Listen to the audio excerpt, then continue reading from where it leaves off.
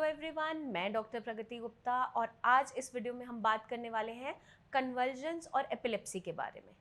हमने जैसे previous videos के अंदर बात की सीजर्स और एपिलेप्सी में क्या डिफरेंस होता है, इस वीडियो में हम बात करेंगे कन्वल्जन्स और एपिलेप्सी में बेसिकली क्या डिफरेंस होता है। जैसे नॉर्मली हम बात करते हैं किडनी स्टोन्स के बारे में, किडनी स्टोन्स को हम रीनल कैलकुलस भी कहते हैं, वैसे ही सीजर्स और कन्वल्जन्स दो अलग अलग टर्म्स हैं बट आपस में एक ही है, कंडीशन एक ही है, बट हम ऑल्टरनेटिवली ये वर्ड्स आपस में इंटरचेंज करके यूज़ कर लेते हैं। जैसे कि नॉर्मली डॉक्टर के पास आप विजिट करते हो तो पेशेंट से डॉक्टर पूछता है आपको कन्वल्जन्स कब आए थे। सीजर्स, फिट्स और कन्वल्जन्स तीनों ही आपस में हम इंटरचेंज कर सकते हैं क्योंकि तीनों ही एक सिमिलर कंडीशन है। एपिलेप्सी वहीं एक न्यूरोलॉजिकल डिसऑर्डर के अंदर काउंट होता है जिसमें आपके एपिसोड्स ऑफ कन्वल्जन्स आने स्टार्ट हो जाते हैं। अब हम बात करेंगे कि कन्वल्जन्स बेसिकली है क्या। कन्वल्जन एक सिंगल एपिसोड के अंदर काउंट होता है अगर किसी को एक या दो बार कभी भी अचानक से दौरा आ जाए। अब उसके पीछे रीज़न क्या होता है, कभी कभार अचानक से लोगों में फेब्राइल कन्वल्जन्स देखने को मिलते हैं, जैसे कि ज़्यादातर हम इन्फेंट्स के अंदर देखते हैं। जो बच्चे बहुत छोटे होते हैं अचानक से उन्हें हाई ग्रेड अगर फीवर आ गया 102 से ऊपर, अक्सर कहा जाता है कि बुखार ना जाए, उस टाइम पे आपको बहुत केयर रखने की ज़रूरत होती है। स्पॉन्जिंग करने के लिए डॉक्टर बोलता है कि इससे ऊपर अगर फीवर जाएगा तो वो दिमाग पे चढ़ जाता है, जो हम नॉर्मल लेमन टर्म्स में समझते हैं, और उसकी वजह से कन्वल्जन्स आने स्टार्ट हो जाते हैं।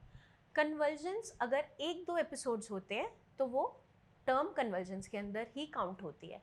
उस टाइम क्या होता है, अचानक से दौरा पड़ता है, पेशेंट की बॉडी में ऐंठन आनी स्टार्ट हो जाती है, हाथ पैर अचानक से बहुत तेज़ी से शिवर करने लग जाते हैं, बहुत जर्की मूवमेंट्स होती हैं, कभी कभार पेशेंट बेहोश होकर गिर भी जाता है, मुंह में से झाग भी आता है। ये सारी की सारी जो सिम्टम्स हैं ये आपके कन्वल्जन के सिम्टम हैं। फ्रीक्वेंसी बहुत ज़्यादा बढ़ना स्टार्ट हो जाती है, जैसे हर 15 दिन के अंदर, हर हफ्ते के अंदर, या आप मान लीजिए एवरी 3 मंथ्स 6 मंथ्स, कभी भी ऐसे एपिसोड्स आते रहते हैं फॉर अ लॉन्गर टर्म। मतलब एक साल ऐसा हुआ, नेक्स्ट ईयर भी ऐसा हो रहा है, लगातार ऐसा होता चला जा रहा है, तो वो एपिलेप्सी के अंदर कन्वर्ट हो जाता है। एपिलेप्सी एक न्यूरोलॉजिकल डिसऑर्डर है, ब्रेन का डिसऑर्डर है, जिसके अंदर जितनी भी ब्रेन की इलेक्ट्रिकल इम्पल्सेस है वो डिस्टर्ब हो जाती है। एक नर्व सेल से दूसरे नर्व सेल तक बहुत सारे सिग्नल जाते हैं, और वो कैसे जाते हैं, एक इलेक्ट्रिकल इम्पल्स के रास्ते से, तभी हम कोई भी एक्शन परफॉर्म कर सकते हैं।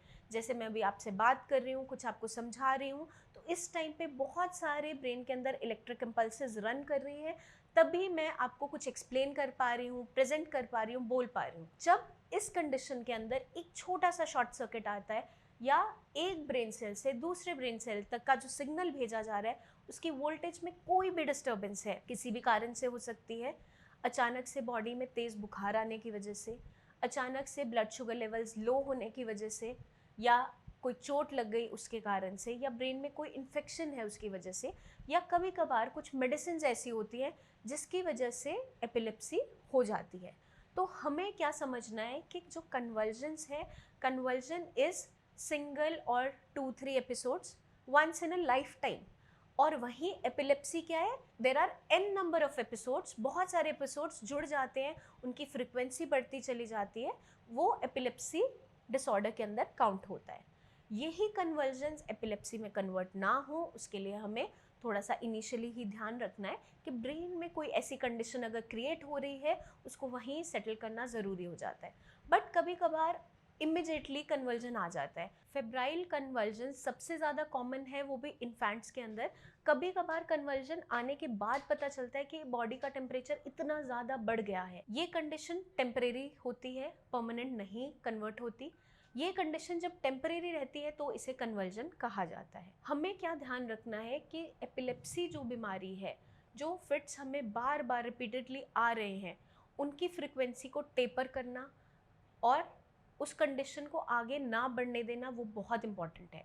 वो कैसे हम कर सकते हैं, जब भी कोई पेशेंट श्यास में आता है हम उसकी पहले हिस्ट्री लेते हैं कि एक्चुअल में ऐसा क्या हुआ था जो एपिलेप्सी के अंदर आपके कन्वर्जन्स कन्वर्ट हो गए।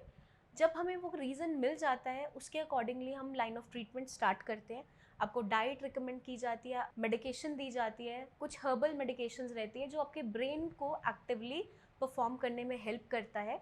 कुछ सर्टेन नर्वाइन टॉनिक्स हैं जो मदद करते हैं एपिलेप्सी से रिकवर होने में, क्योंकि पेशेंट्स बहुत लंबे टाइम से एलोपैथिक ड्रग्स ले रहे होते हैं, एंटी कन्वल्सेंट्स ले रहे होते हैं, एंटी एपिलेप्टिक ड्रग्स चल रहे होते हैं, फिर भी उनके एपिसोड्स कम नहीं हो पा रहे होते हैं। हमारी जो मेन फोकस रहता है पेशेंट के रूट कॉज पे वर्क करने का रहता है, क्योंकि कुछ लोगों में अचानक से हाइपोग्लाइसीमिया के अंदर भी ये कंडीशन तैयार हो जाती है। अचानक से ब्लड शुगर लेवल बहुत फॉल कर जाता है, फ्लक्चुएशन बनती चली जाती है और लोगों में एपिलेप्सी देखने को मिलती है।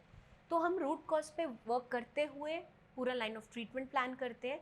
सर्टेन नर्वाइन टॉनिक्स दिए जाते हैं जो आपके नर्वस सिस्टम को हेल्दी रखते हैं और आपके जो एक न्यूरॉन से दूसरे न्यूरॉन के बीच में इम्पल्स जा रही है, वोल्टेज जो जा रही है, उसको ऑप्टिमम एक इंटेंसिटी में रखने के लिए मदद करते हैं। तो बेसिकली हमें ध्यान क्या रखना होता है, अपने खाने पीने के अंदर अपने विटामिन्स भरपूर रखने होते हैं। विटामिन डी है, B12 है, अपनी शुगर वैल्यूज़ को कंट्रोल में रखना होता है। इस तरीके की डाइट हमें फॉलो करनी होती है। डाइट के बारे में हम फर्दर नेक्स्ट वीडियो में डिटेल में डिस्कस करेंगे।